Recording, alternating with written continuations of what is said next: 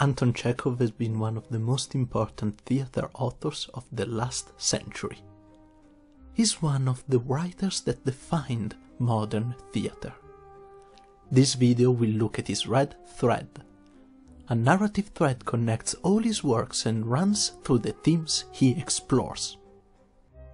Not everyone knows exactly in what period he was writing and living, even if it's a piece of vital information to understand his work. Chekhov lived between the very end of the 19th century and the first years of the 20th.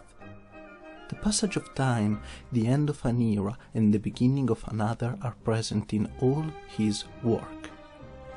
The concept that there is a dying world that still struggles to adapt to modernity influences all his career. He indeed concentrates on Russia, since he lived there, but this theme is universal, and these plays have been adapted in different settings and work seamlessly. The decadence of the Russian nobility that struggled to pass from a world based around landowner and serfs, an agricultural laborer bound by the feudal system which was tied to working on his lord's estate, to a world that works thanks to gears and steam power, is palpable. His work is often from the upper-class perspective. This change is seen as ruinous, bringing despair and unhappiness. The most famous example will be the character of Madame Lyubov and her brother Gaev in The Cherry Orchard. They epitomize the landowners and fallen aristocracy, incapable of dealing with change. They lack the drive to save their land, bought by Lopatkin, the son of a serf, now a merchant. It shows how the world around them is shifting. The rise of the middle class that altered the order of things, combined with a leisure life, didn't prepare the siblings for this future. So they resigned to the loss. Something that must be underlined is that Chekhov's intention was for this play to be a comedy, but is often staged as a tragedy. Regret about the past traverses all Chekhov's work.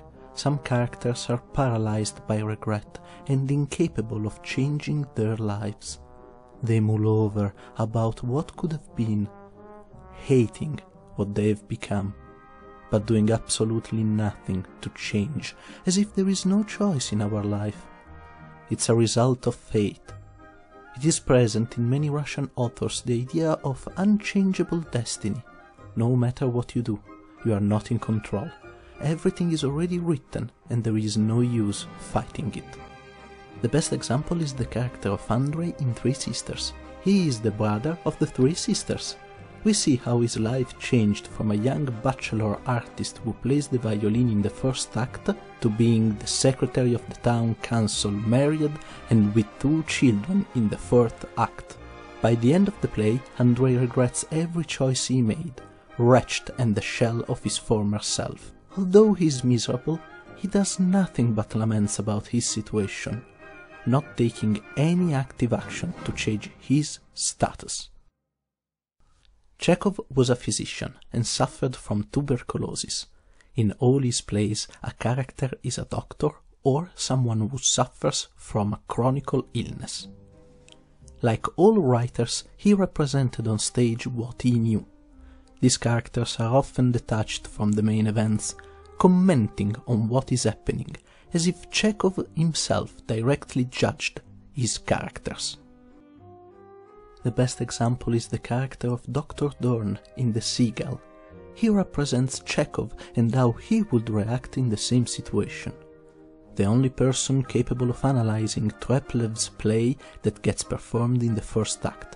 Dorn loves and cares for every family member, but sees them and comments about them almost as an external viewer, accenting the fatality of life and witnessing the decadent lifestyle of the upper class.